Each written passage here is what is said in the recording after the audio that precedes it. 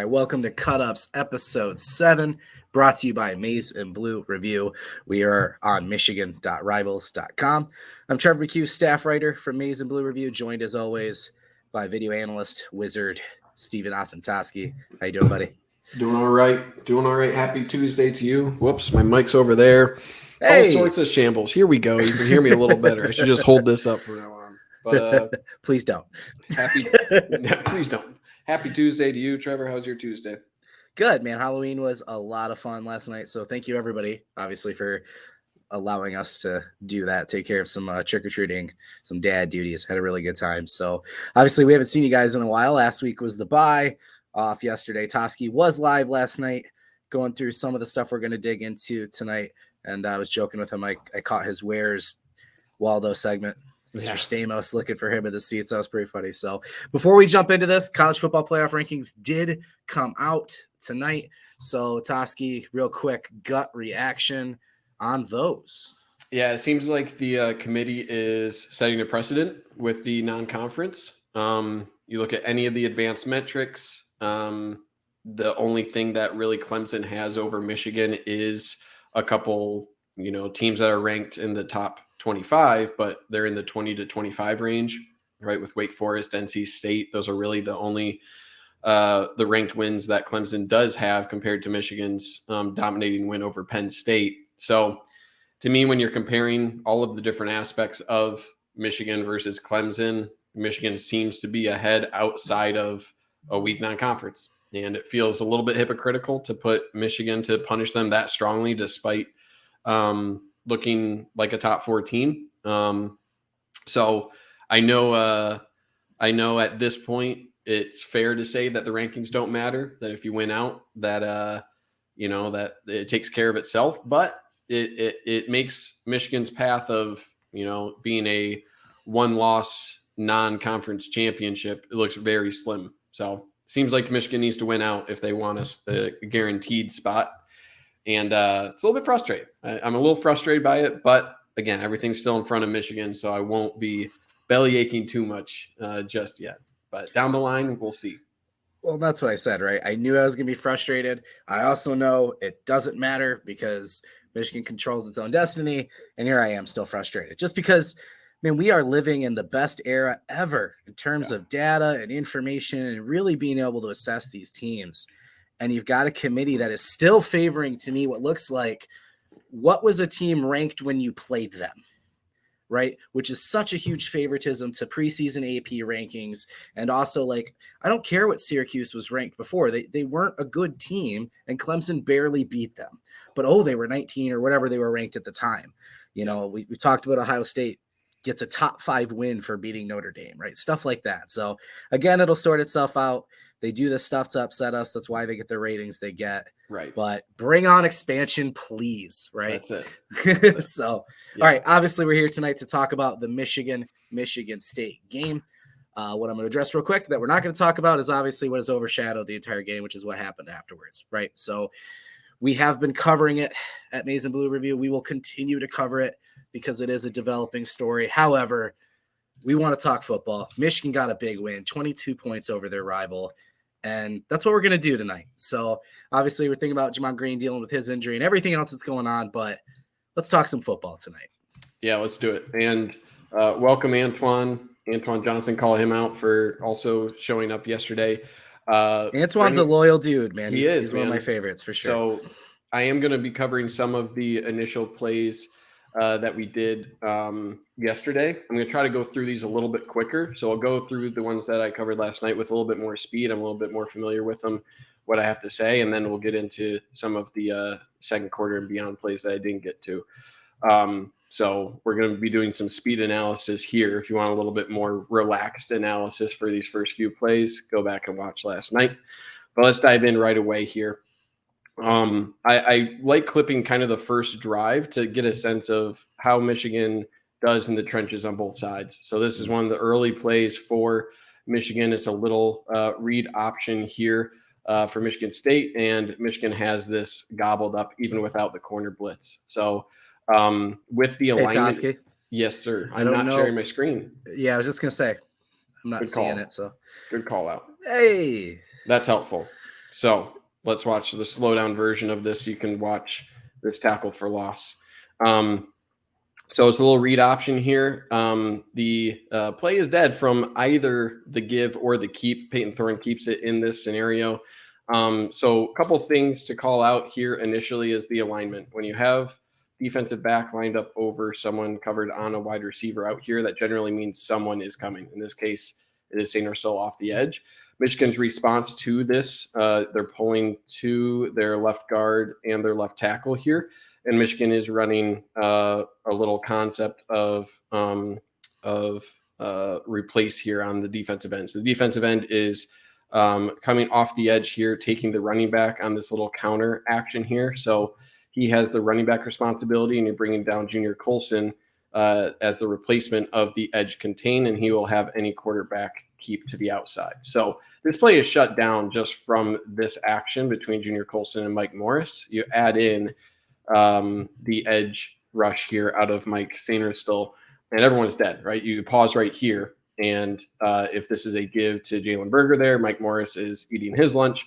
If it's a keep here, Junior Colson, you probably like his ability to track this down. But it's a really good job from Mike Sainer still here being just the guy to push us back inside, right? Just don't let anything outside of you. If you force Peyton Thorne up the field here, then that's a win, and you force it back into the teeth of the defense here. So good job from Mike Sainer still forcing that, and there's Junior Colson able to rally and get to the quarterback as well.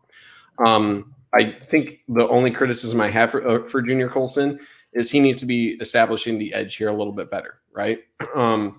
Because you're doing this sort of replace, right, where you have Mike Morris here coming down.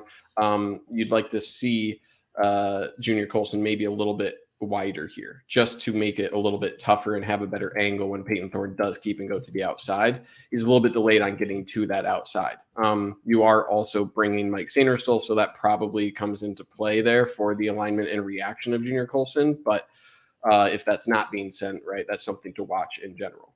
But yeah, this is just probably Michigan scouting this, right? You see the eyes of Mike Sainer still there in the backfield. So you could chalk this up as just right defensive call at the right time, but this looks like something that Michigan is really well prepared for.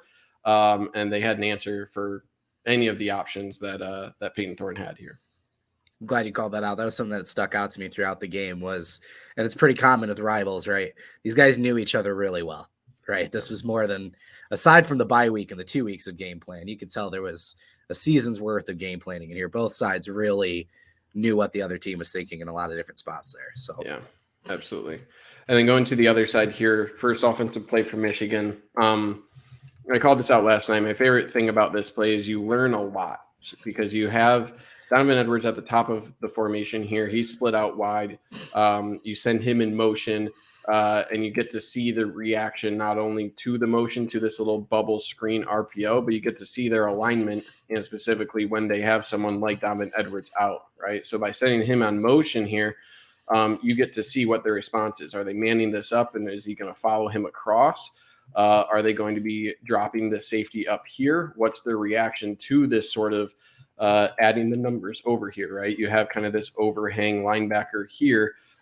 Do they bring this guy down in response to a potential screen, anything like that? So you get just from this simple little motion, especially it being Donovan Edwards, you gain a lot of intel on what Michigan State is going to be doing the rest of the game when you have a playmaker like that out, right? So you're gaining a lot just from this. Michigan State will live with their cornerback now playing as the deep safety.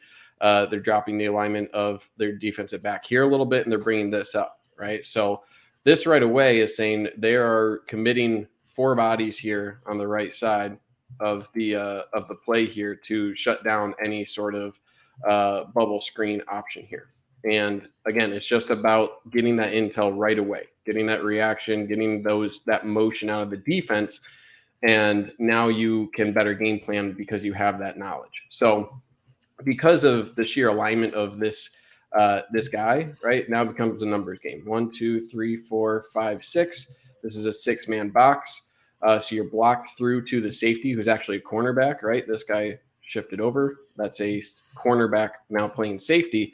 And JJ McCarthy is reading this, notices the alignment, how wide this guy is in response to the potential little bubble screen here option, and that elicits a give here. So overall, it makes sense, right? You're gaining a lot of intel. Overall, it's blocked really well outside of your tight end. You'd like to see Schoonmaker here get his hat across. This is a heavier defensive end. You'd like him to work to the inside here. Schoonmaker gets a little bit pushed back towards the line of scrimmage. Number 5 there does make first contact. And if he doesn't, right, if number 5 is well blocked here, you have Hayes doing a really good job caving the right side of this down. Both linebackers are accounted for here, right? Number 4, if this is a clean hole, probably not an option or probably not going to get to Blake Corum here. And the only guy back is a cornerback playing safety, right? So you're looking at all these things considered, and this is a really well-designed play based off of the alignment of Michigan State and how they're committing bodies to this. And I think a key thing to call out is, I believe 54, is that Slade? I believe that's who this is. One of their standout defensive linemen that Michigan State got back. 64, right? Oh, is it 64? I think that is 64. Yeah, it's Slade, though. Yeah, so them being able to get movement, right? That is a double team that they're doing on him, but he's getting displaced 3 yards downfield, right? And that's their standout defensive tackle. So you're learning a lot about how successful Michigan's going to be based off of this one play. They're getting a lot of intel. They're paving some of the best defensive linemen here, and Michigan State probably thinks, right, with even numbers in the box, that they can handle the run game, and right away, Michigan's picking up 7 yards. So that's a win if you're Michigan, right? You'll take those 7 yards all day, and it kind of spells a little bit of doom on the ground because Michigan is paving here, and it's a good play from the defensive end there, but even so, that's 7 yards on first down, and Michigan got that consistently all game. Spot on again, man. This reminded me of the beginning of Penn State too, because Michigan State did a lot of similar things, which is they decided they were going to play high safeties to take out the deep shot and focus on the screen game because of what you just said. Penn State believed, and so did Michigan State. They thought they could stop Michigan's run game. And that was what they did, was they were willing to take out, a lot of people have questions about the passing game, but this is right out the bat. Michigan State says, no, we're going to take out your big play receiver. We think we can stop Corum. And if you're Michigan, you say, okay. Right. Sure. Right. And the reaction might be, okay, fine. Then we'll just play this guy a little bit closer. Right. But then are you really trusting your defensive backs on this little swing pass? Right. Absolutely. Do you really like your guys in space against Donovan Edwards? So that's sort of the thing where it's like, oh, well, Michigan State's just wrong. Like other teams now will be able to react by putting this guy here. It's like, really, do you trust any guy really against Donovan Edwards in space? Like that's not really a good matchup either. So you have to really pick your poison. There's really not a whole lot of good options on paper unless you have elite athletes on the outside. And Michigan State defense, I think, is lacking a little bit of that. And there's a lot of plays here that Michigan kind of takes advantage of that. Moving on to later on in this drive, again, Michigan driving down the field here. Same sort of formation. This time they're sending Cornelius Johnson in motion across from the top of your screen. Or, I'm sorry, that's Ronnie Bell. Yep. Ronnie Bell here, and they're executing just a simple screen of Cornelius Johnson. And this is how you lose to Michigan State, right? This is how you lose to an inferior team, giving the ball away when you're driving down the field. So it's simple little play design, right? And notice is the too high safety look. So unlike the last time where they had just a single safety rotating, they have two safeties deep. And that means your numbers are a little bit better on the outside here. You're sending Ronnie Bell across here to block. Little fake action here for the screen. Romo Wilson on this guy. And you're blocked against these two defensive backs, and really one of these safeties is the first guy that can come down and make a play. So you can kind of see this as first and down, almost as like a little run play, right? Especially with all of the action going on the outside here. That's just to get everyone reacting this way initially. So what I mean by a run play is you're not looking really for a home run here. You're looking to set up your offense better for second and short, second and medium, third and short, and get ahead of the sticks. So good blocks on the outside. Ronnie Bell actually put his head down a little bit here. This is rare that he kind of gets disengaged after the initial contact here, but good job from Roman Wilson staying engaged there. And even though Ronnie Bell does come off of that block, it's a good decision from Cornelius Johnson to hit that crease, right? He makes that decision. Time is of the essence when you catch the ball on a screen on the outside like this. All of the defense will be flowing from the top of your screen here, right? So the more you stall out here, the more you wait around, the less successful the play is going to be. So it's better to make just a quick decision, fight through a tackle, pick up 5 yards than nothing. So it's a good job for Cornelius Johnson, right? He breaks free a little bit, gets 5-6 yards, then he loses the ball here. Give a lot of credit to number 3 here. That's Xavier Henderson, captain for Michigan State, for stripping the ball. And this was brought up in the live stream yesterday. Common theme all game that Michigan learned, they're going to be stripping the ball. And they were trying it all game.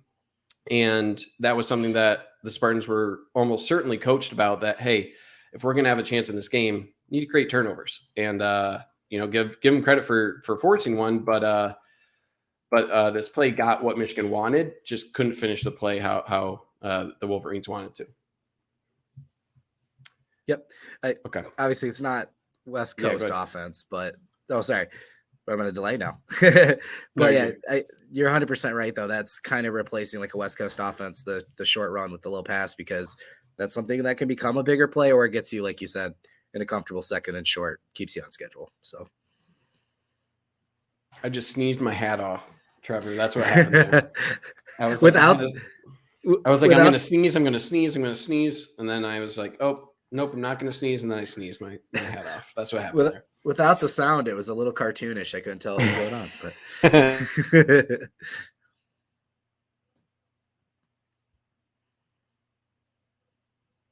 oh, you're still on mute, bud. Still on mute. The sneeze just threw me all the way off. Okay, let's move on to the next drive here. Obviously, Michigan State gets the ball. And a couple of additional really good plays on the defensive line here for Michigan. This one is called Mazi Smith is too good for your offensive line. And that's been the case all year. Again, I think I've said it previously, where he just doesn't really show up on the stat sheet in his impact. But the only thing we really need to focus on this play is this double, okay? The purpose of this double is get movement on Mazi Smith and then release to the second level, right? Get the linebackers flowing to this. And Mazi Smith cuts across the face here, takes on 2 blocks, and then continues down the line of scrimmage and makes the tackle at the line of scrimmage, right? So not only is he holding up any ability for either one of these offensive linemen to get to Junior Colson at the second level here, but he's also working down the line, right? He's essentially taking 2 guys out, not allowing them to release that second level, and then he falls in the hole, makes contact right away. So, he single-handedly makes that play, right? The only other things to call out, Chris Jenkins could have done a little bit better job, loses his feet here, kind of falls to the ground. Oki does a good job establishing the outside, no real gap to the outside for the running back to go, so he's forced to go up the middle here.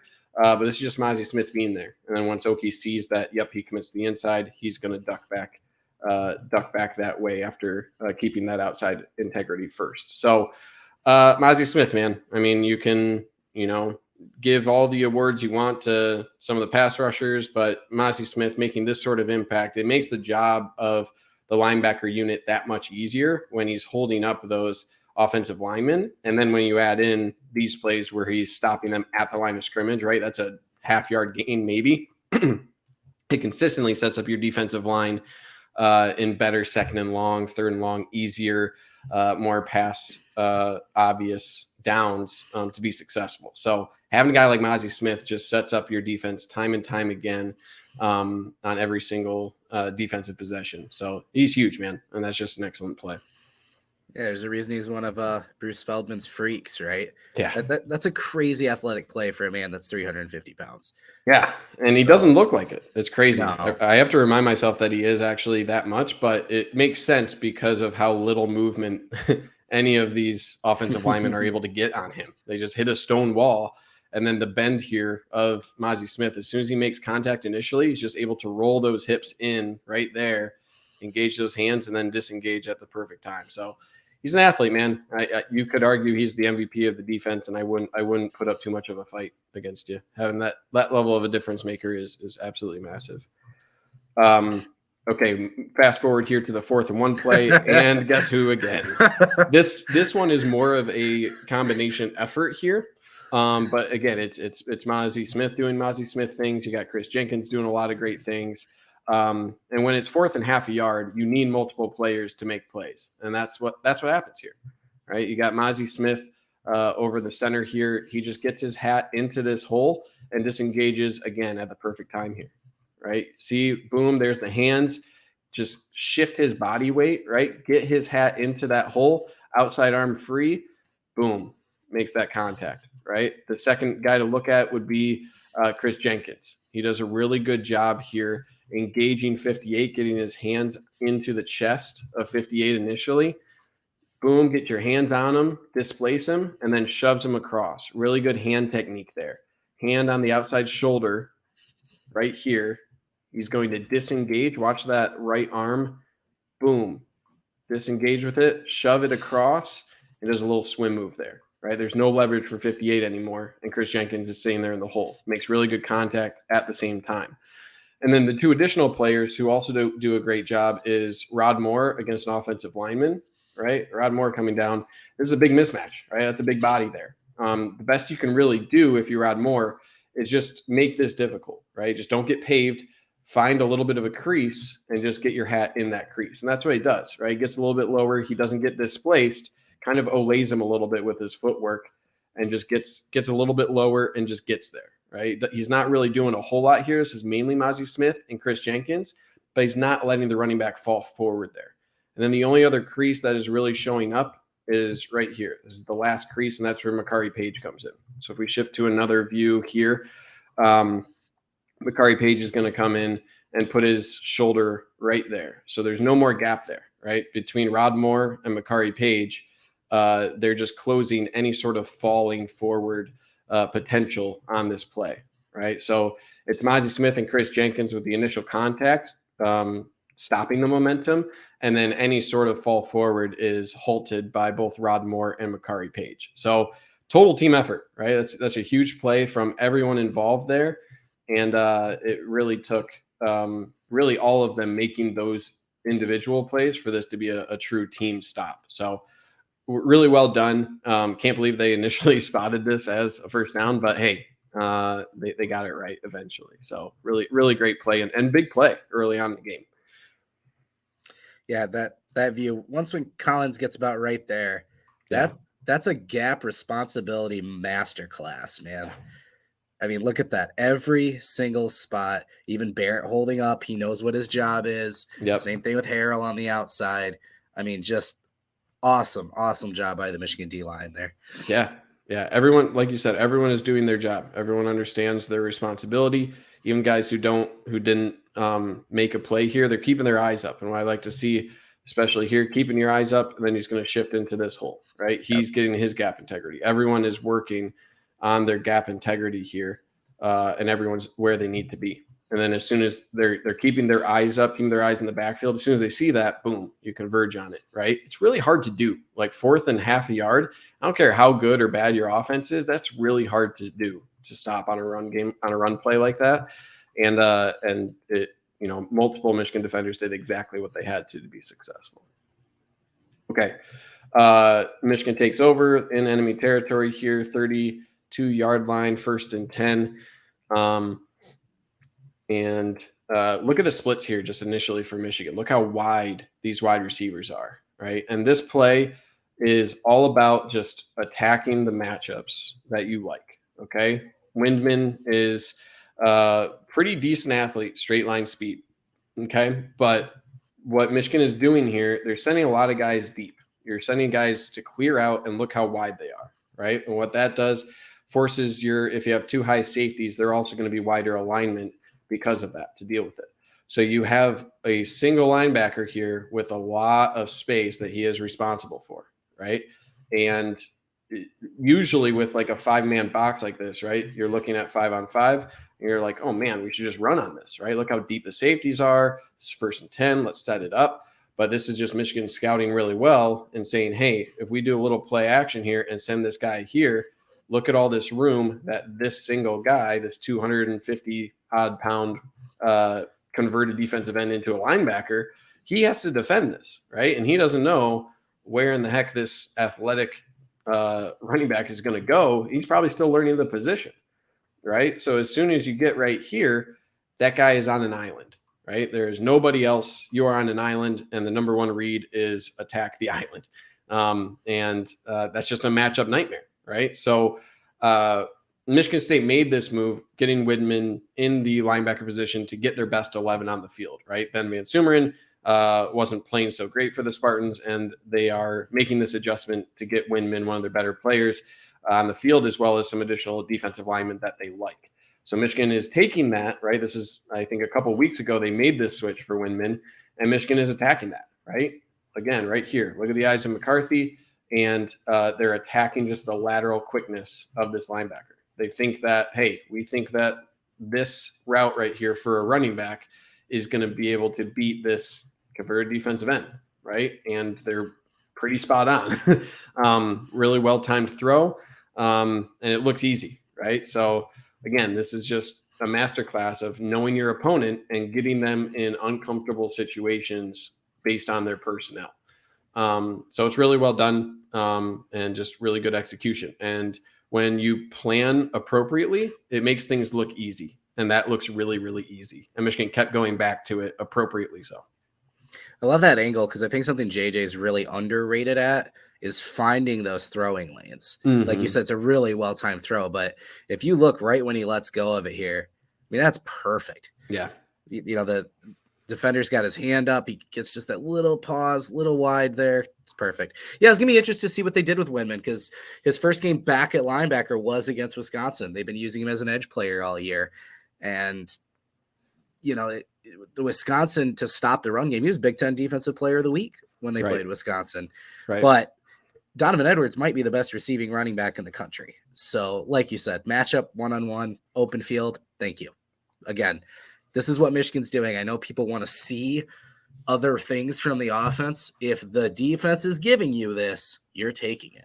Yeah, and I mentioned it last night where it's like they are responding pretty heavily to this route from Ronnie Bell here, right? You got the safety kind of bracketing this for Ronnie Bell. Did you have this on the outside, right? It's single coverage. Does he look like he's getting open if we move forward a little bit here? Maybe, probably, right? But what is this throw's chances down here towards the pylon versus this, right? This is probably a 95%. This was first down, right? Oh, yeah. Yeah, this was first down. And this is a 95% play that gets, you know, close to the 10-yard line. This is maybe a 60% chance. You're on first down like this, you're taking this, I'd say even on any down, you're taking a 95% 20-yard play any day over a 60% touchdown. That's what I'm thinking. We've seen Edwards score on a play like that. Oh, that too. Yeah. Right. I mean, yeah. Aside from the obvious easy yardage, first down on first down, blah, blah, blah. Right. He could score from that. It's not a check down, right? Like that's a big play. Yeah. Yeah. And I think it's a great call out with the eyes here. He probably notices right about now 94 is getting there, right? Yeah. McCarthy at this point has already seen what he needs to here. He's going to keep his eyes here. He is throwing towards this window, as you said, but he's not going to look there until he kind of needs to. So him looking, man, right there. Yeah, him looking right here, like he knows where he's throwing. He only changes for this throwing angle. If he's looking a little bit earlier, maybe 94, that defensive lineman getting his hand up right there, maybe he diverts his path a little bit better to get in that path. But McCarthy is looking towards the center of the field there until the last moment to preserve that angle. So yeah, it's a great call out there. Don't want to hang on it too much, but one of the good things that kind of came from McCarthy's shoulder rehab with some of the mechanics, his QB coach, Mr. House, is watching that little hip movement and just smiling because that's an NFL throw. For sure. Okay, getting into some red zone here. Michigan not great in the red zone in this game. Couple things, I would say just didn't execute particularly well. But you live and learn. I think that's a different discussion altogether. On this play, I'll go quick on this one. This is just Keegan not making a block, right? I mentioned Slade earlier. Michigan did a good job. This time Slade makes a play. Okay, so You have both Ronnie Bell. He's releasing here to the second level, picking up this defensive back. You have Colson Loveland. He's looking to get to this defensive end here, right? So that's what your blocks are hoping for there.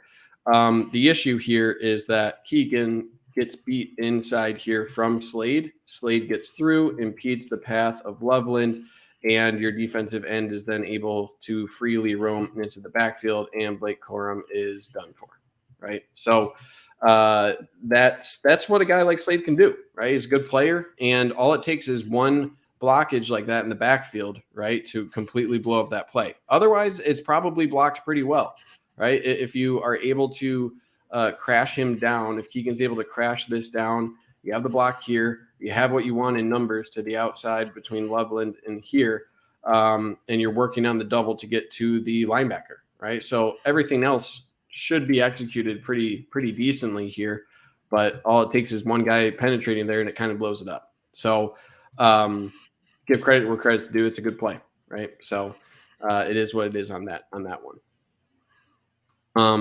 Okay, moving quickly into this next play, second and goal, and this is where again Michigan kind of has what they want, just not able to execute, right? And I think this is also a case of Michigan needs to do a little bit better of a job on their understanding of what makes this play successful. Okay, because if you're looking purely on numbers in the box, right, you got 1, 2, 3, 4, 5, 6. You have 6 right here. The issue is this safety is way too far up, right?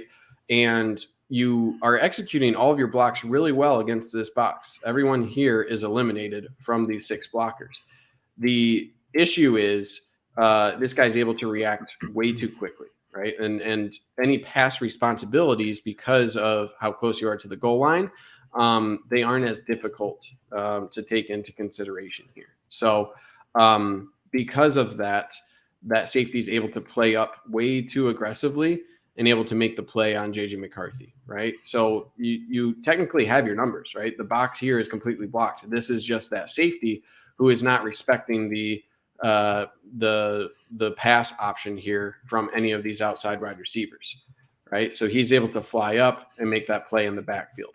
So to me, the main adjustment that Michigan needs to make that I don't think they tried in this game is they need to threaten the pass a little bit better from this look. So what I mean by that is off of this fake right here, on this sort of stalk block that you have from these wide receivers, you need to start threatening a little stalk and then a little slant from multiple guys here, right? And what that does, that forces the safety to then keep his eyes over here and not commit to this action right away, right? So I think that's likely what Michigan will do, right? You can do this same exact play, this little fake, and then just tell your guys, hey, don't go 3 yards past the line of scrimmage, right? Stay in because it's going to be a pass, and then tell these guys to do a little stalk here and do that, right? And that'll open up a lot more because then the safety is in conflict. He has to decide, am I going to stay back for the potential of a fake block pass here, or do I run up for the run, right? So I think that's the adjustment here. Is it in Michigan's playbook? I'm sure it probably is. And it might have just been a changeup that Michigan either didn't want to call or wasn't comfortable. Maybe they haven't repped it a whole bunch. But that's probably the learning lesson after this play based on how Michigan State was responding and lacking the respect for that sort of route off of that action. No, it's a great call out because that's clearly not, a true RPO. And I'm sure there's a version of the play that is. So, Yep. And I think it'd be really interesting to do a little fake here and not just pull the ball and throw it, but actually fake this run. Like right. you can do this little tuck and fake run action to get these guys to commit, right? And then run him out and then spot up and pass, right? There's enough time here to do that. And that's really the adjustment. Mark, we just to mention this, we talked about this at the start of this one. So I'll just say go back and watch the VOD. We talk about it a little bit at the start of this one, but we did talk about it. Just want to let you know that we did address that earlier. Okay, here we got 3rd and 8. Couple plays here. Don't want to talk too much about them. Talked about them last night as well. The Keon Coleman show, right? And Keon Coleman, football and basketball player. I mean, I think he's got a future at wide receiver for sure, continuing to make plays like this, right? He is 6'4". He is a tall back. And this was Michigan State's adjustment saying, you know what, we can't run the ball really well here. But you know what we can do? We can just throw up a 50-50 ball to our 6'4" leapy wide receiver, right? And Coleman is an athlete, right? That's a lot of air time, really good reach. And this is really good defense. I called it out where this is exactly what you teach your defensive backs to do, right? Arm is between the arm tier of the wide receiver. That's really good. And then he rips through, right? Rip through with that arm between the arms of the wide receiver. More often than not, I'd say probably close to 70% of the time, if not higher, that ball's coming out. So it's tremendous hand strength here for Coleman to pull this in. You know, he's balancing it against his face mask and then his shoulder here. It takes a lot of strength to do that. So give a lot of credit to Coleman for that. I think it's really well defended from Green, right? He's right there. Pretty physical play overall.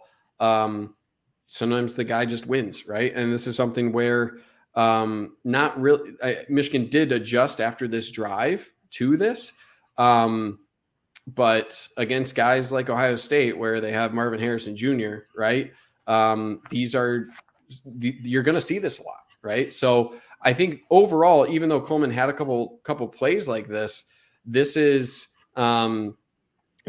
still a good sign, right? Like this is well defended. Sometimes a guy's going to make a play like that, and you have to live with it. How did he catch that? You're right. It's pretty wild, right? So not a lot of receivers will catch this, right? And this is one, if you're Michigan, you'll live with because your defensive back is there, has pretty exceptional technique, and the guy just comes down with it, right? And this is, I think I've said it before, this is just kind of a tip your capper where it's just like, okay, we were there. Like you were there. You did the great technique that we teach you. Sometimes the guy makes a play. So give kudos. I hope Keon Coleman goes and plays basketball because I bet he has a future at wide receiver for sure.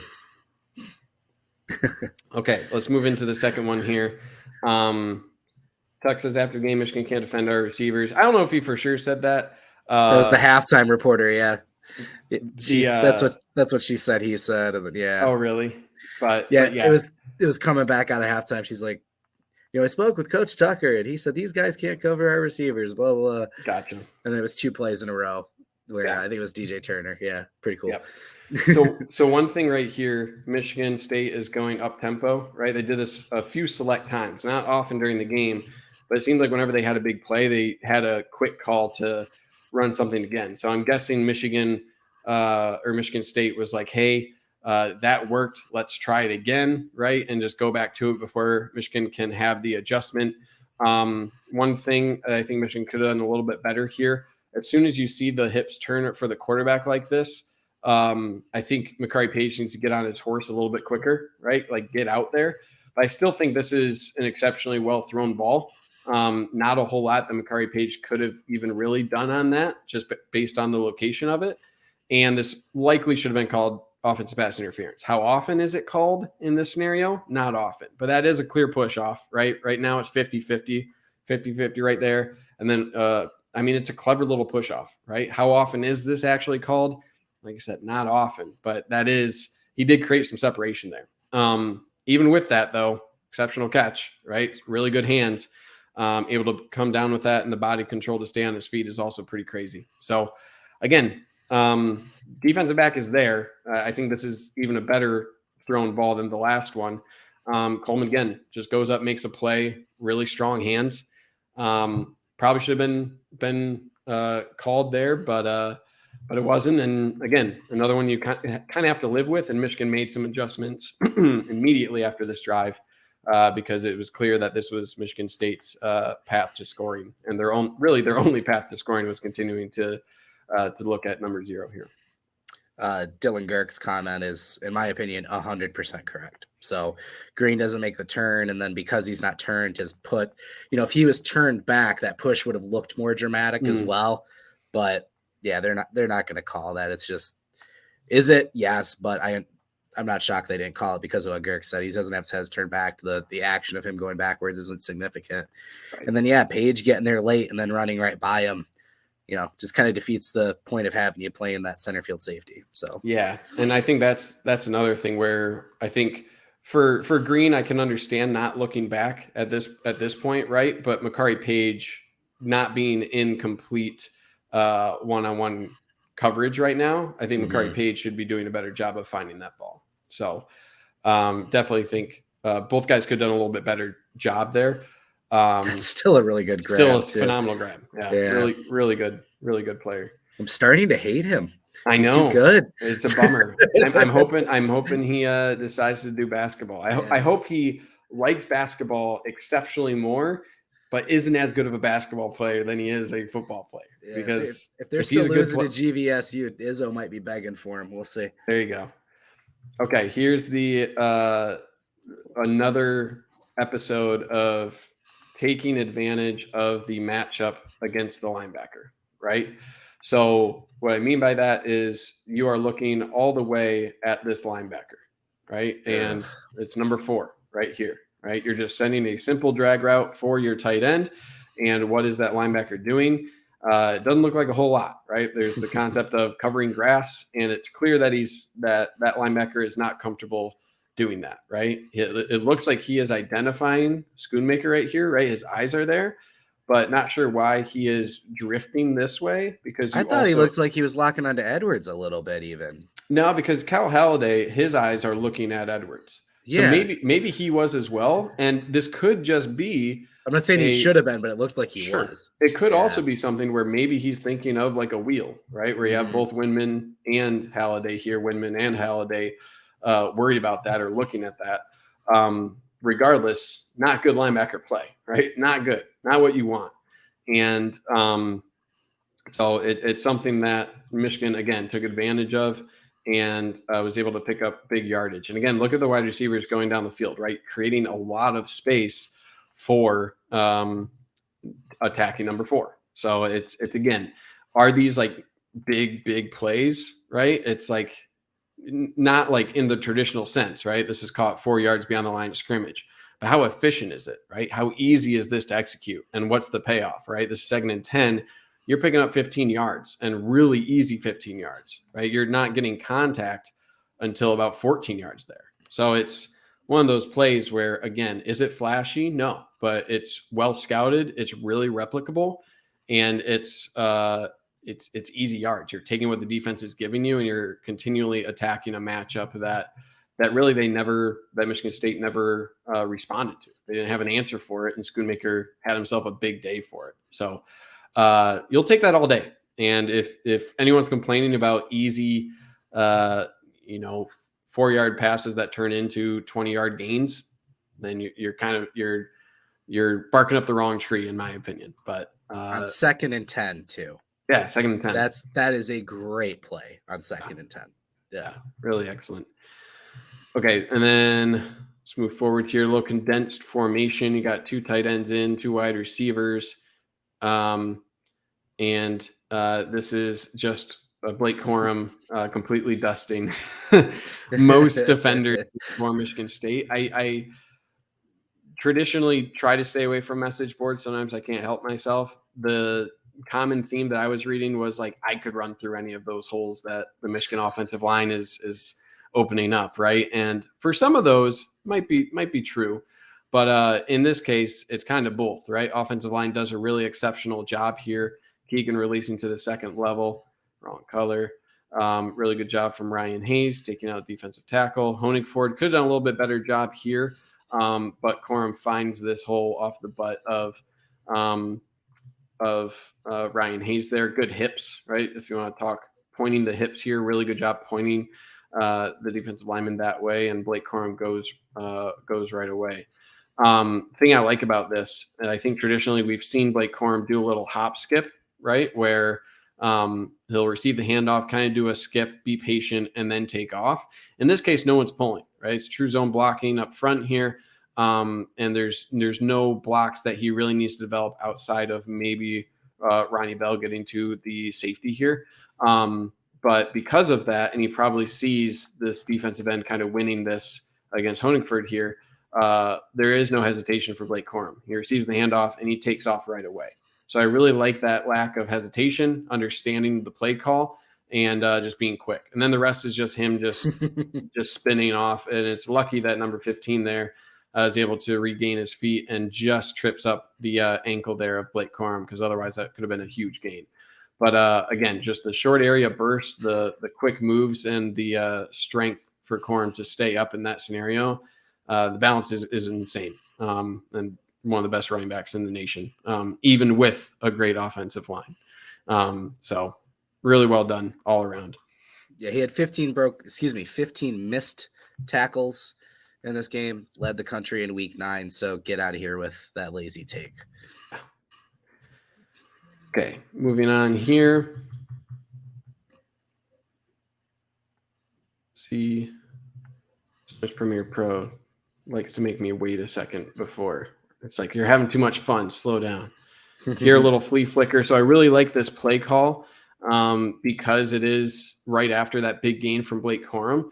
So what do you do right after a big pickup from your running back? You kind of strike the fear into them a little bit, right? Have another handoff here. Try to get your safeties over committing, everyone over commit, and then send 2 guys out on routes, deep routes here to try to take advantage of that. The other reason I really like this play is Michigan State actually does a really good job defending this. They don't fully commit to that. They drop back. And kind of what you were saying before, Trevor, it's a really good job from J.J. McCarthy finding an additional angle here, right? He doesn't force the big play. Last year you probably could have very easily seen him force that, but he sees pretty quickly here that this isn't there, right? He sees that probably is holding against the defensive back against Roman Wilson here going deep, but they have 2 players, right? This is well covered, and J.J. McCarthy does not force it, right? And it's a good recognition here from Ronnie Bell. I don't think this is a planned like deep whip route, really. I think this is probably a deeper cross route, but because of the motion here of J.J. McCarthy kind of working this side, I think Ronnie Bell is improvising as well a little bit and getting to the sideline. So it's good recognition, calling out, say, hey, throw it to the sideline here. I got a lot of room. And J.J. McCarthy kind of lays it up there for him, right? A lot of space to work with. Doesn't need to be a perfect in-stride throw. It's actually better to just hit him in space and let Ronnie Bell work out there. So it's a good job, right? Good job not forcing it. Good improvisation. Good job readjusting the pocket here, finding some open room, creating a better angle for that throw to Ronnie Bell, and delivering it in space, right? Still a huge pickup. Doesn't need to be the complete home run for it to be a really successful play. Big reason why he leads in targets right there. He's really good at adjusting when JJ gets out of the pocket. Yeah, for sure.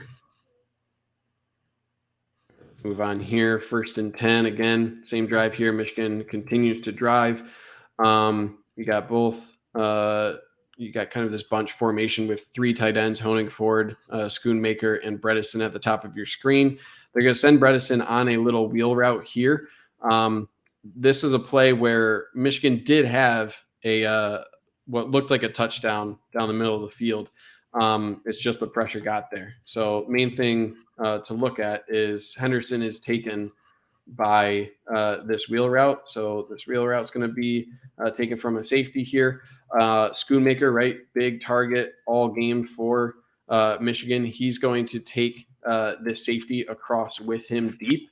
What you're going to have is Andrel Anthony on a deep crossing route here, and he's going to be open in the end zone. So let's look at just Andrel Anthony here in his route and see how that forms open, right? Because of that single safety look now, because of sort of that motion and wheel route that Henderson is following, you have that single safety that is now threatened from Schoonmaker here.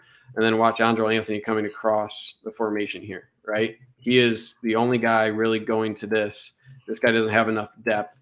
If this was not flushed out of the pocket, Andrel Anthony is going to be wide open, right? Andrel Anthony does adjust here now that he sees that J.J. McCarthy is rolling to his right. So Andrel Anthony is going to adjust back. But that would have been blaringly wide open if J.J. McCarthy didn't have to adjust there. And that's, a couple things. Because of the motion there that's forcing Henderson out, because of how big of a how good of a job that Schoonmaker has been doing all game. The safety has to respect any sort of deep seam here and continue to follow this. The linebackers have to respect this fake decorum, right? So they can't really get depth. So it opens up a lot back here, opens up a lot between the motion, between these sorts of routes. And Michigan would have had Andrel Anthony. It is a good job from this defender here of getting upfield and forcing this, right? You're pulling Trevor Keegan here across formation to get him. He does get there, right? Keegan does pick that up and does protect McCarthy, right? McCarthy does a good job evading that, but it just throws the timing of this a little bit off. Regardless, right, with all of that, he still does a good job finding Schoonmaker and delivers a nice ball on the run to him, right? So again, even when things aren't necessarily 100%, Michigan's still executing. So you got to give him a lot of credit for doing that. Just maybe that home run, what wasn't initially found there. Could you make the argument that JJ McCarthy should have just stepped up here and not completely bailed out? Maybe, but also when you see some pressure, your initial instinct is to kind of duck out, right? Overall, another successful play, right? This is a really great ball on the run, really great ball location, and Schoonmaker continued to be a huge playmaker for the Wolverines. Yeah, I don't fault JJ there only because that's literally where he's at his best. He's running out to the right there, so I get it. Yeah. And just unfortunately bad timing with the Keegan pull. Just didn't work out. Right. Okay. And then moving on to the touchdown. This was one where there was some disagreement about whether this was a broken play or not. I think this is one of the few scenarios, again, where Blake Corum rarely probably made the wrong decision here. But it's also not a bad play from Michigan State here. What I mean by wrong decision is this play is designed to block, do a little touch pass here and get Blake Corum out in this sort of space. Okay? And the main thing that kind of holds that up is a really good play from this defender, really pushing, really stretching this outside and taking Schoonmaker into the backfield. Okay. And that makes the decision here for Blake Corum a little bit more difficult, right? Blake Corum has to decide, hey, do I continue on this trajectory to the outside here, or do I cut this up? Right. And Michigan is leaving this completely unblocked because they're expecting Blake Corum to continue to the outside. Right. And Michigan likes their chances on beating 94 to the outside here. Right. You're looking to leave that guy unblocked because you would rather release your left tackle to the second level here. And you like this matchup of being able Corum to beat a defensive end like that to the sideline, right? And he would win that battle. But because of this play, this good play from this defender, Corum's forced to cut up. But Blake Corum is Blake Corum, and he can break some tackles. And he breaks a tackle of 94 and slightly breaks tackle of Halliday there, the linebacker, to get in the end zone. Even if it wasn't exactly how you drew it up, that's what having an elite running back like that will do for you, right? Even when Michigan State makes a couple nice plays on defense, Blake Corum says, no, thank you, and can just find his way into the end zone regardless. Yeah, no, you're right. Schoonmaker I think it's a broken play because Schoonmaker gets pushed back, but yeah, man, we're having red zone issues and we're complaining about the touchdown that they got. Yeah. Come on, guys. Exactly. Okay. Why? Okay, hold on. It's on 2-yard line. Why push tackle to the second level? The main reason is because the play is designed to get to the outside, right? So like if this is well blocked right here, right? And say this is blocked at the line of scrimmage instead of Schoonmaker being pushed back, right? Who is the most likely player to be able to make an impact on this outside here, right? If there's a free flowing linebacker here, you like his ability to make a play out here, or if it's an athletic linebacker, he has a much greater chance than this guy who has to work through these blocks down the line of scrimmage to that, right? So in terms of just caliber of or just type of player, right? This is a defensive lineman against a 4-4 type running back versus maybe a 4-6 linebacker if it's Ohio State or somebody, right? This ability, especially without having to work through these blocks like this defensive lineman would, you like his chances if he's unimpeded to find his way here rather than this defensive lineman who likely doesn't have the athleticism to do that. So I think that's the play design. Okay. 8:55 here. Are you good till 9:30 or are you cut off at 9? Trevor? I'm good whenever. Okay. All right. Let's try to make it to 9:30 here. Get through at least the first half and see where we get. Okay. 3rd and 9 here. Obvious passing down here for Michigan State. And again, guess who? Keon Coleman, right? And this is one of the few plays, I think, all year where I think it was pretty not great play here from DJ Turner. I think this is also pretty clearly offensive pass interference, right? If we go back just to this view, we have a better view as well. But just this view alone right there, that push off that you can see from Keon Coleman, that displaces DJ Turner quite a bit, right? You don't see that level of separation from DJ Turner in a lot of hitches like that. It's pretty rare. So that size differential between Keon Coleman and DJ Turner kind of rearing its head there, plus the push off, right? The additional thing here, though, is DJ Turner's reaction is pretty flat-footed, right? He should be attacking this right now, right? You have additional help coming. He plays way too safe and gives way too much of an angle. He should be attacking down and instead just kind of shadows him. So he doesn't do a good job reacting here. I don't know why he's that slow reacting to it. Not a great play after the catch there. This is a better view of the actual angle. There is a push, right? And I said this last night. I don't think this is something that that Keon Coleman will get away with all year, right? Now that he's put this kind of on film, you're going to have this sort of reputation a little bit, I think, moving forward. Because that's definitely a push. Like DJ Turner is usually not moving with that quickness away from the ball like that, right? He's definitely affecting the defensive back there. So again, should it be called? Probably. Is it called often? Not really. In college football, the NFL, you actually see it called more, I think. But I think players can develop a little bit of reputation. I think on a few plays here, you see Coleman get away with it. I'm not sure that he'll have the same success getting away with it moving forward. But he's a big guy, right? He's a big wide receiver, really physical. So these pushes where other wide receivers, I think, are also doing that, they don't have the same effect that a guy like Keon Coleman has just because of his size at 6'4". He's a big guy. So, I mean, give him credit, man. He's a good wide receiver. So Turner had a little bit of a grab there too, so he did. Chalk it up. Yeah, he did. So yeah, again, when you have both sides like that too, right? It's just a matchup, kind of a matchup nightmare. I think a lot of teams are going to struggle with that physicality moving forward as well.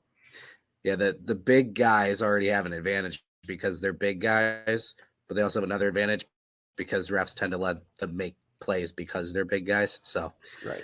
Yeah, it'll be interesting to see. I think we saw a little bit more of him in this game, but Will Johnson, I think we'll see him as we start getting into Ohio State territory with some of the bigger receivers. Right.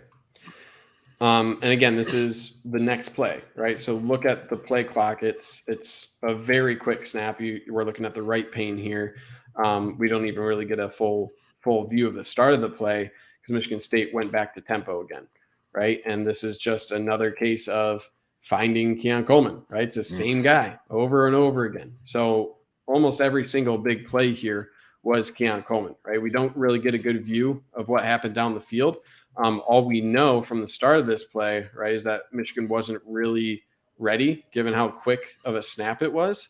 They're clearly running a zone here. DJ Turner's in the flat. You have a deeper defensive back. That's Makari Page. It looks like deep cover 2.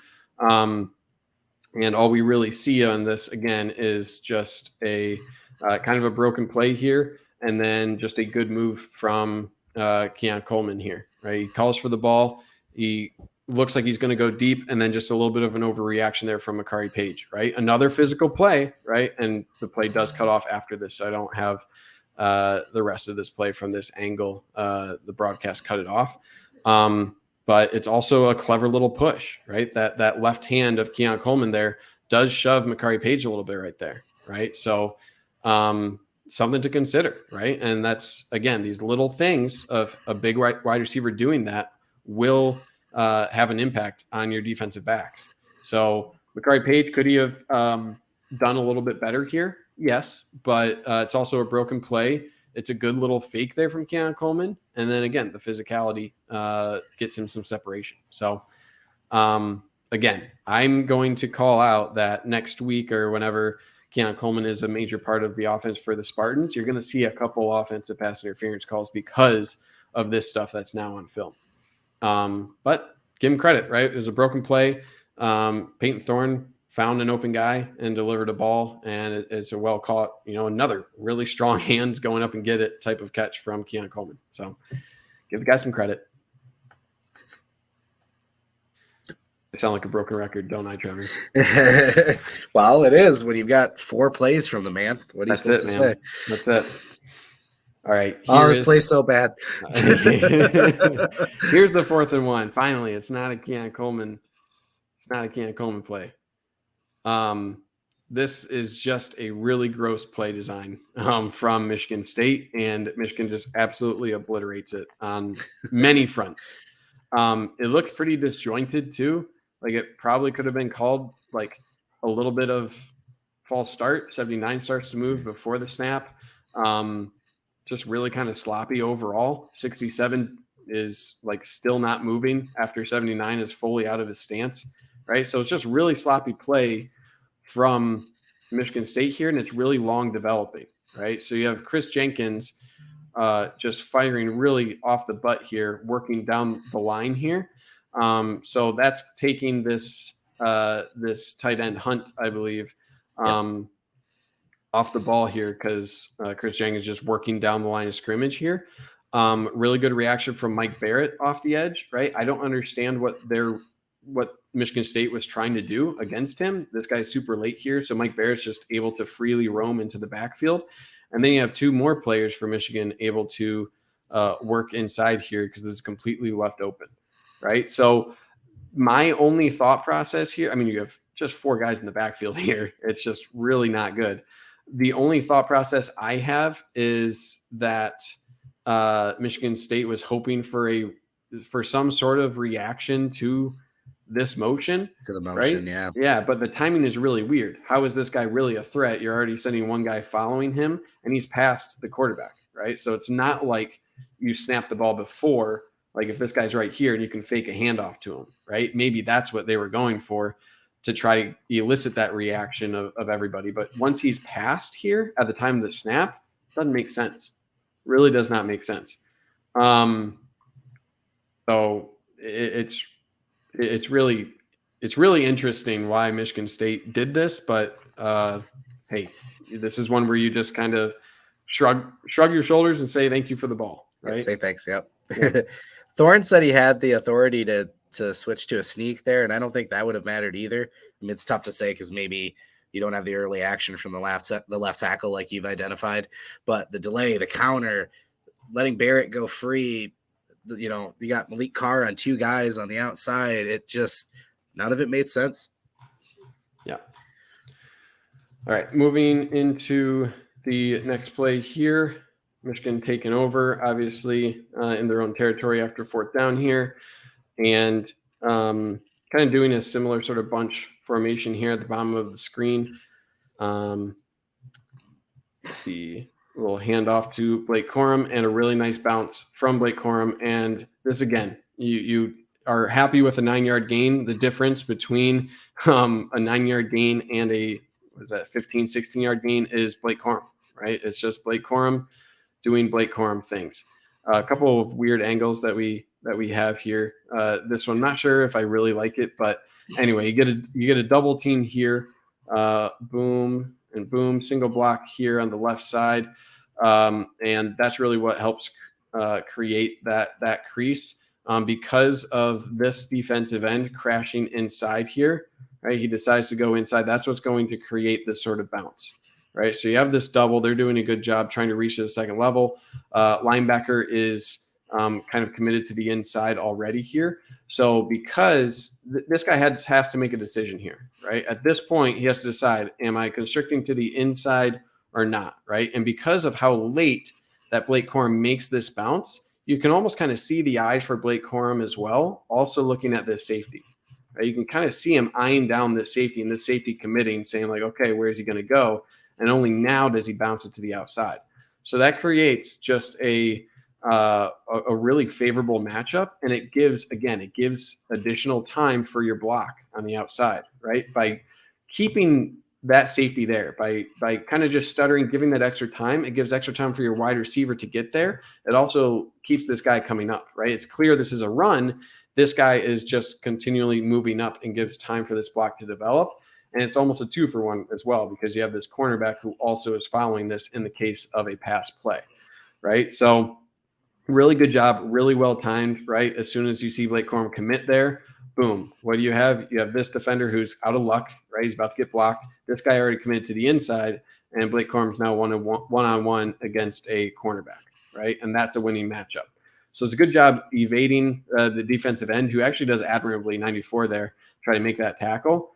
And then Blake Corum just dusts the cornerback as well, right? And now you're into the second level. So right now it's already a successful play, right? That's contact at 7 yards. You blocked all the way through to the linebacker level. You beat a defensive back, successful play.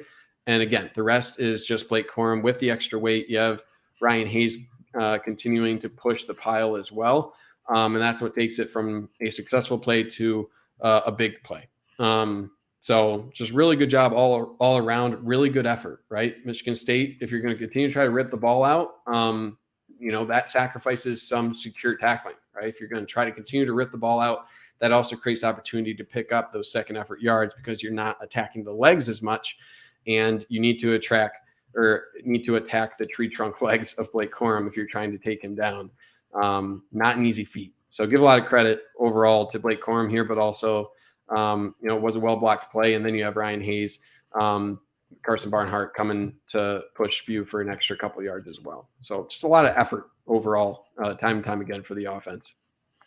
Yeah, no, you're right. Mallory, the edge player for Michigan State on the outside, who knows if Corum has a free release on the corner there and does his little juke move, who knows how far he's getting, maybe to the house even. So right. That to get off of Hayes there and hold him up for a little bit was a huge play. Right. And then Shadyville, that might be one of my favorite comps yet. MJD, I never thought about that. He does kind of look like a little bowling ball. Oh, that is a good call. That's a good one. Yeah. Yeah. Yeah. I hadn't thought about that. Well, and I don't like saying Barry Sanders. It's a little I know that's a very lofty comparison. Yeah, so I like that one a little better. Yeah, I'm with you. All right, moving on here. 1st and 10 at your own 34-yard line. I had a brain fart, and also the footage is being slow for me today. I don't know what's going on. So a little play action here. And this is just a really nice job for JJ McCarthy for diving forward, because I hate the baseball slide. I really don't like it. And also just recognition, right? You have Michigan State showing pressure here. They're bringing it. And when they're bringing this pressure up, right, what does that mean? When they're bringing this guy up, it means you're going to have a one linebacker situation here, right? So you have ample numbers to pick up that blitz, and Michigan does.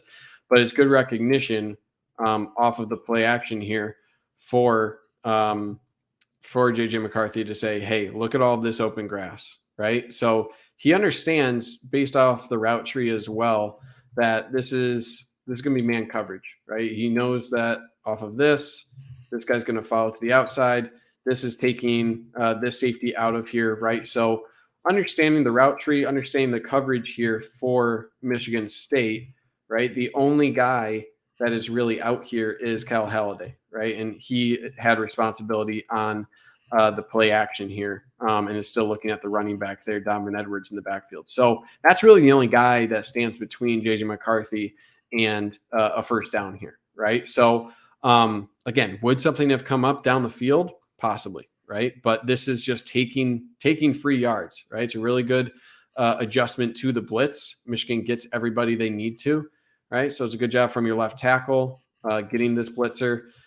Good job picking this up. Everyone's accounted for, right? And you do have, off the play action, you do have Donovan Edwards here as well to assist, and he does a good job assisting with Oluwatimi there.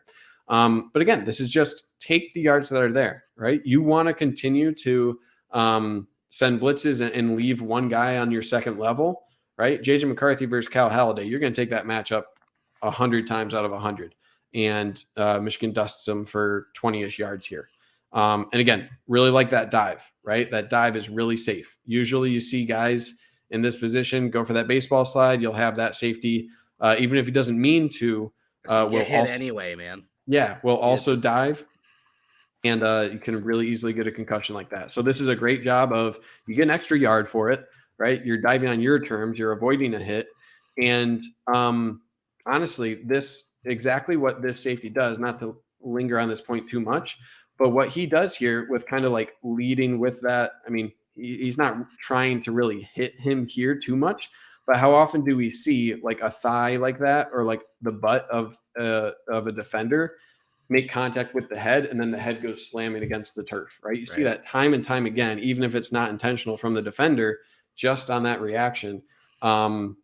It's something that you see so often. So getting that extra yard, right? Because when you slide, right, if he decides to slide right here, that ball is also spotted right here, right? That ball is spotted right here. Instead, him diving, that ball is spotted at the 45. So you're also gaining an additional 3-4 yards by that action while also preserving your head. So really like that.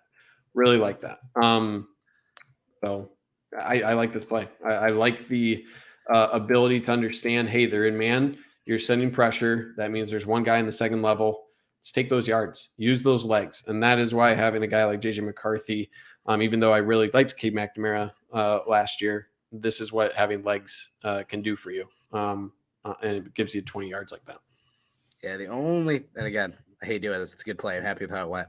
The only thing that bummed me out was this was a good play for A.J. Henning. So Xavier Henderson has a brutal defensive hold on Henning down the field that absolutely would have been called if McCarthy would have stayed in the pocket and thrown it. But man, you love that matchup for Henning. Obviously, the play didn't go that way. JD did absolutely what he was supposed to do, et cetera, et cetera. But for a guy that we've been talking about all season, where is he?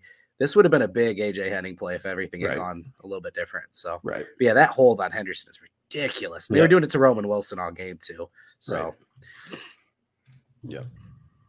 Okay, now we have 4th and 3, and we're seeing same sort of thing, right? Where J.J. McCarthy using those legs and being decisive with them, right? I don't think either of these plays were really decided for J.J. McCarthy to run. I think it's been coached, right? And especially in a situation, dive forward, don't slide. But especially in a situation where you have that athleticism advantage, right? I think it's coached where, hey, when you're feeling that pressure, use those legs, right? Use those legs. And he's also kind of clever where he uses the ref. The ref is nice also block by the ump there. Yeah. The ref is also kind of assisting there. So it's actually pretty smart. It's honestly really smart of JJ McCarthy. He doesn't commit to this line. He's kind of running straight where Halliday is kind of forced to be here with the ref, and then he diverts, right? So it's, hey, man, use what the field has to offer, whether it's a person or whatever it is. And he does a really good job here. So, again, we don't get to really see a whole lot down the field, right? Could this have been a nice dump off here to Blake Corum backside? Maybe, but that's also where the pressure is coming from, right? So little things like that where they're sending a corner blitz, that could have been batted down if he tries to go to his outlet there. Pretty sloppy blitz overall. Only 3 rushers here for Michigan State. They're dropping a lot into coverage. But again, this is a case where look at the second level when J.J. McCarthy is deciding to take off, right? Everyone is manned up for Michigan State, right? They have they're dropping what looks like into probably a deep cover 2 or something, because it looks like you have man coverage here. This guy is grabbing man coverage here. Because this guy's on the blitz, you're sending this safety over to cover man here, and then you're having deep half here, right? So that's what it looks like. So the only guy here that you have left is, again, Cal Halliday, and it seems like he's in a spy on JJ McCarthy, right? So that's what you get. And because of that, there's only one guy on the second level here, right? So because of them dropping those two deep safeties, there's not likely a whole lot down the field, even if he doesn't take off, right? The second level here is only as clear as it is because Michigan State is deciding, hey, we're going to be man coverage. We're also dropping two deep safeties, right? They are deciding, hey, we're not going to get beat over the top here. We are dropping two safeties on most of these plays. As a result of that, you're not leaving a whole lot on your second level here, right? You're not running zone here. You're manning up a lot of bodies here, and you are kind of leaving your linebackers out on their own. And that's a matchup that kind of earlier with Donovan Edwards against Windman, when you had Schoonmaker against Windman, and now you have a couple plays here where it's JJ McCarthy versus Cal Halliday, right? How often will you take that in a foot race when you have a guy who runs 4.5 type 40 against a relatively unathletic linebacker? Take that 99% of the time. I mean, again, is the check down here open to Blake Corum? Sure. But also look like that takes an extra level of execution, right? When do you want him to throw this ball to Blake Corum? Like right now, do you want that? What if it's also not a good throw, right? This is fourth down. Yeah, it's fourth down. What are your chances of your quarterback who doesn't have to execute a throw get to the first down marker on his feet and get there, right? Adding in an additional step of, hey, just throw it, over some offensive linemen and defensive linemen who could get their hands up, right? You're adding some extra variables there. So it's a couple things where, is that check down there? Sure. But I really like this decision because similar to before, where you could run into a 5-man box where Windman's the linebacker, right? Sure, you could do that. But also, what is Windman like in coverage? Not great. And you can have an even bigger chunk play with throwing to him. So in this case, again, you get a matchup you want. JJ McCarthy against Cal Halliday. It's a huge play. Could it have been a nice play to Blake Corum? Sure. But similarly explosive, I would argue. That's just good situational football. Yeah. And for a QB that we were maybe concerned about him being able to do that, and let's be honest, the quarterback position, Shea Patterson comes to mind, had some issues with this situation. He sees the throwing lane get filled. He sees the open grass in front of him, first down, live for another play, man. I love it. Right. And again, is this an open throw on the outside, right? Is there a window here? Probably, right? You have a safety over here who might be able to make a play here. So like, again, any argument of we're not having big plays, we're not doing any of that. Michigan State is dropping two deep safeties here. There is possibly a window there, and you could very well argue that.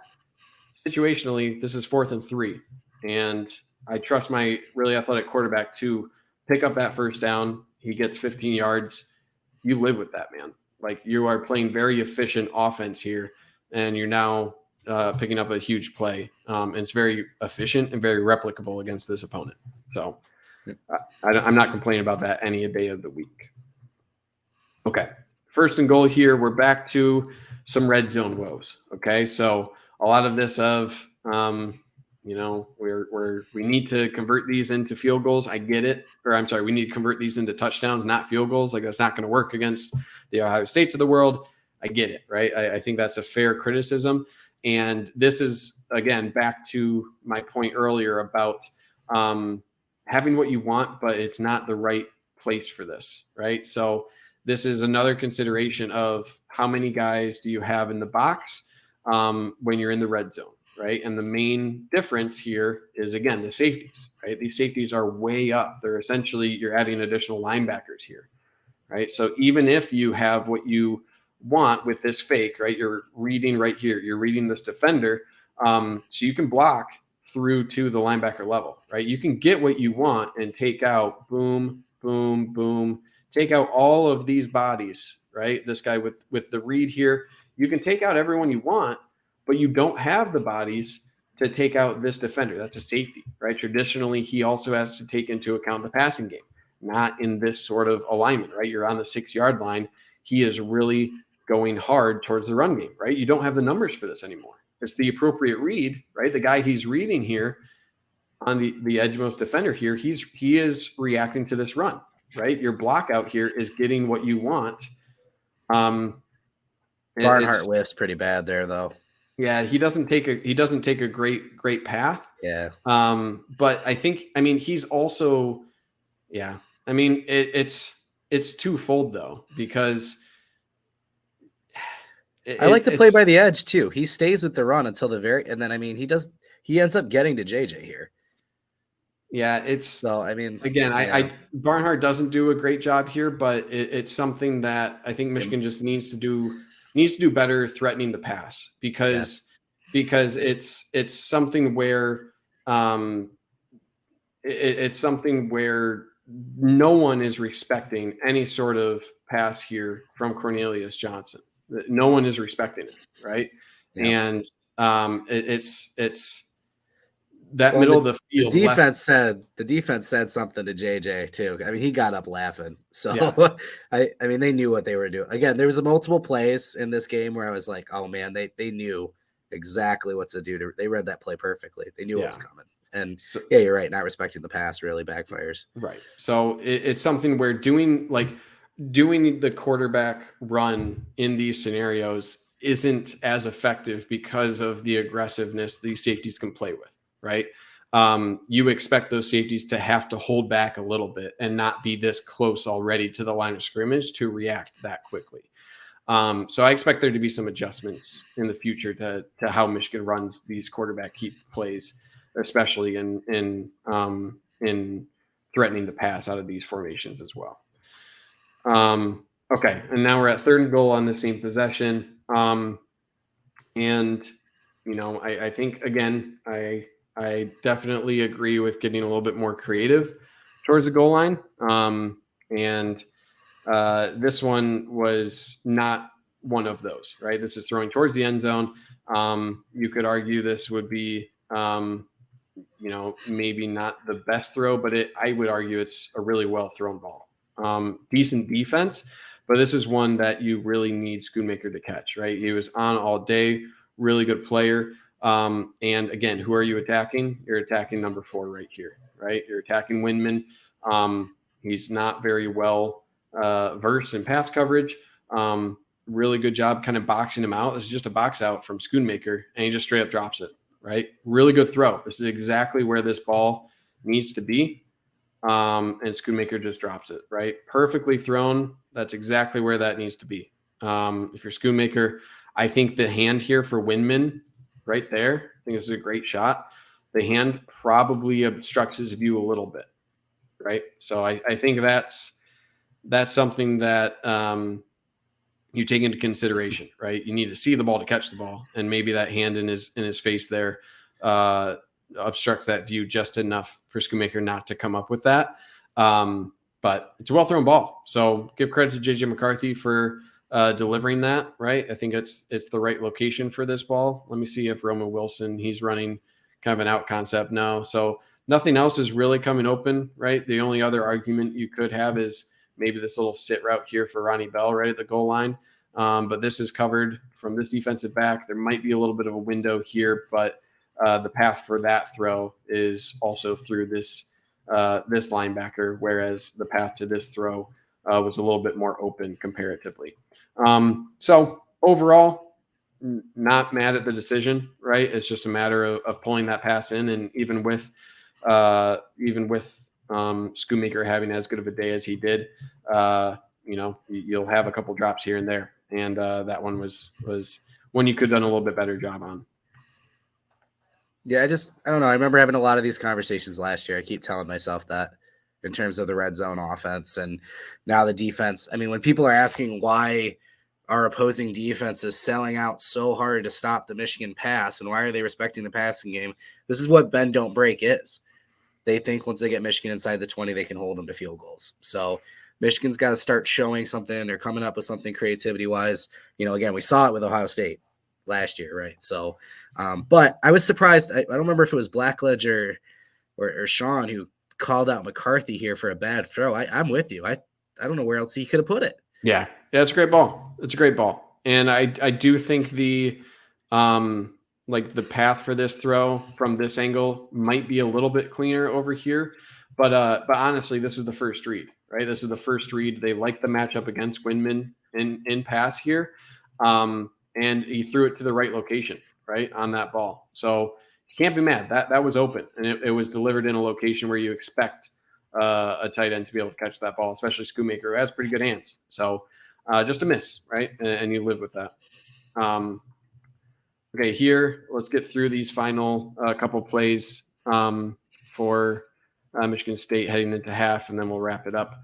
Here we got 3rd and 3, 50 seconds left in the first half. This is just me wanting to include a Mike Sainristil clip. All right, shamelessly. This is hard to defend, right? This is just a drag route with, I think that's Trey Mosley, decent wide receiver. But any drag route from this position, right, for a nickel cornerback, for anybody, this is really tough, right? And it is very cathartic to see a cornerback, a defensive back for Michigan, cover this so well and defend this with such precision, right? Very good technique. And I'll say it time and time again, his ability to do this and to be this adept at the position is just phenomenal. It's just crazy. So it's such a crafty little play here. This is a good angle. I like looking at both angles because you see it from the perspective of the refs on both sides. So you'll always see on these sort of drag routes that hand come from behind, right? You'll always kind of see that. It's just a matter of timing, right? So he's getting his hand through, but that's really hard for anybody to see, right? You can't really see that hand. It's maybe there a half second early, but it's such good timing. And he gets that front arm through on the ball. So it's just such great timing for Sainristil. Really good technique there. He's just in the hip of Mosley this entire route. Doesn't grab with his right hand either. That's a big mistake until the ball gets there. Right. And now his right hand's there, but a lot of corners grab early and get called for that. Yeah. I mean, he is there, like he's putting his hand in there.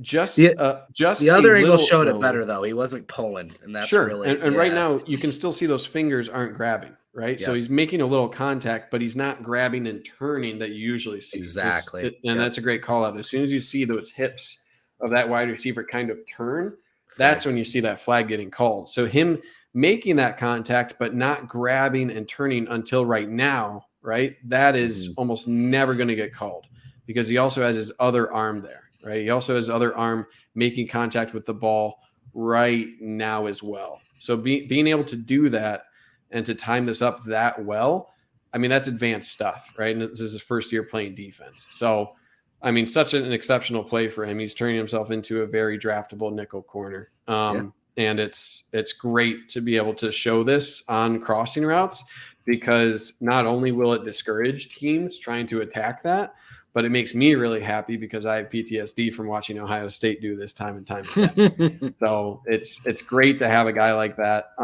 If you want to argue Mike Smith in the middle being your one of your most or Mozzie Smith, what am I saying? Mike Smith.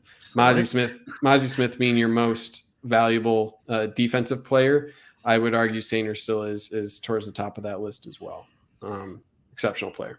Yeah, he's replaced the Dax Hill role so far this season very well in terms of the pass rush, being a blitzer from the nickel, also coming in the blocks and impacting the run game.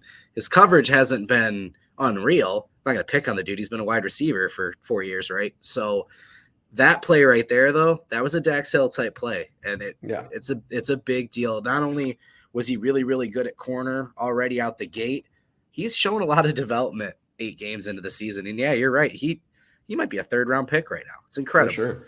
Yeah. Okay, this is after the offside on the punt. Didn't include that play, but really frustrating with 3 timeouts late in the first half to jump off sides like that. Not sure why you would try to put on a block in that scenario with 3 timeouts with over half a minute left. Really frustrating, but Michigan shuts this down with a thunderous sack at the end of the half, right? So if there was any frustration, Michigan shuts that down here just with a straight up Olay there from Mike Morris off the edge. And then you get a nice little stunt here from Mozzie Smith coming to finish the job here. So really well done looking at Mike Morris first. He's just going to flat out beat this left tackle, right? Just to the outside. That little step to the outside gets the tackle to commit, and then he shoves down the hands. You can see Mike Morris there. Shove the hands down. Don't let him engage, and then over the top, right? He kind of does a little leap here, shoved the hands down, swim over, and now he's gone, right? So that's Mike Morris able to get in right away, and then you have Mozzie Smith, okay? And Mozzie Smith is on a little stunt with Taylor Upshaw.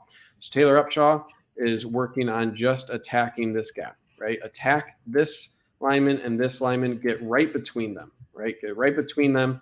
And then that's going to open up Mozzie Smith to loop around that, right? So boom, attack here, late developing stunt here. Mozzie Smith initially make contact and then loop around, right? It's a really good job. It's almost like a block for Taylor Upshaw coming in here to make contact with that hip, right? You see the hips of that lineman now move, disengage with Mozzie Smith, and this other lineman doesn't recognize that he's in trouble yet, right? Mozzie Smith has this clear path. And because Mike Morris is also here winning this, there's no path for Peyton Thorne here, right? He's already too late recognizing the pressure is there.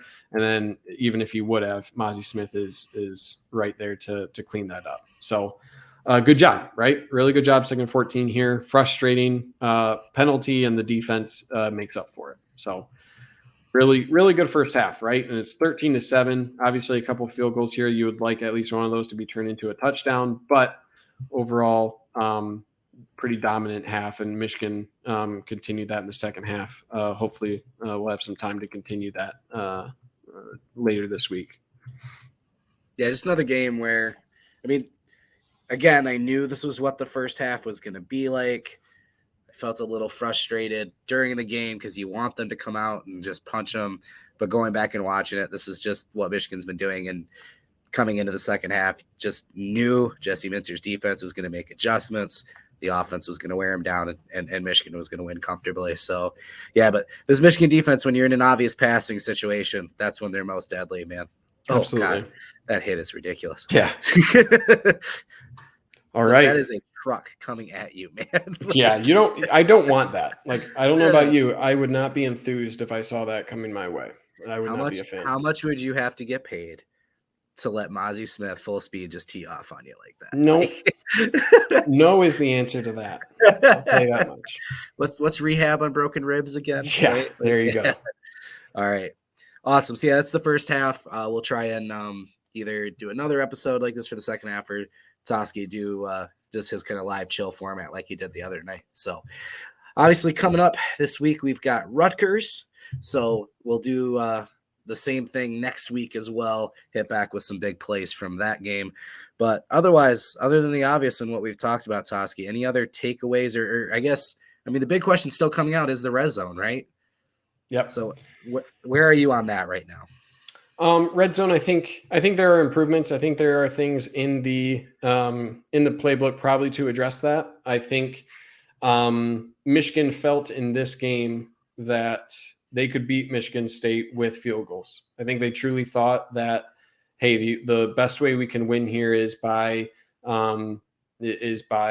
just scoring points, protecting the ball, and converting each of our possessions into points, and that they could beat Michigan State with that format, and trust that Michigan State would not have enough explosives and would not have consistent enough offense to do so. So I think it was a really conservative game plan. I think it was just protect the ball, hold on to the ball, score points on each possession, which Michigan almost did on every single possession outside of that fumble and I think one punt all game. So I think they executed their game plan. I think give credit. I think Michigan State does do a good job, especially in the red zone, constricting a lot. Traditionally, they've done a good job on the goal line, especially with their defense. So give them credit there. But I think it was a mix of Michigan playing a little too conservatively. It is an area of improvement, but I don't feel like they felt like they needed to unload the playbook against State to get the victory. Yeah, it just feels like another wave of, we saw it with early on the first drive of Iowa and a little bit at Penn State, the tendency breakers. Yeah, I think Michigan has those, and they know they're going to go to them when they need to.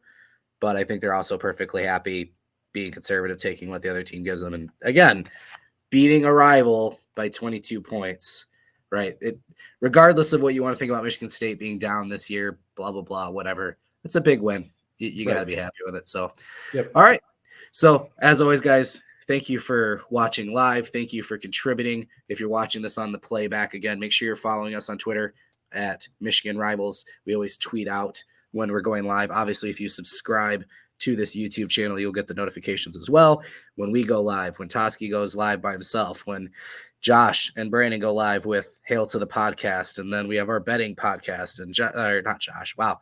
Dennis's live show every day at 1. So make sure you're subscribed, and please join us at michigan.rivals.com. We are running a promo right now, 50% off for your entire first year. We're celebrating our first year anniversary. Toski's been here from the jump.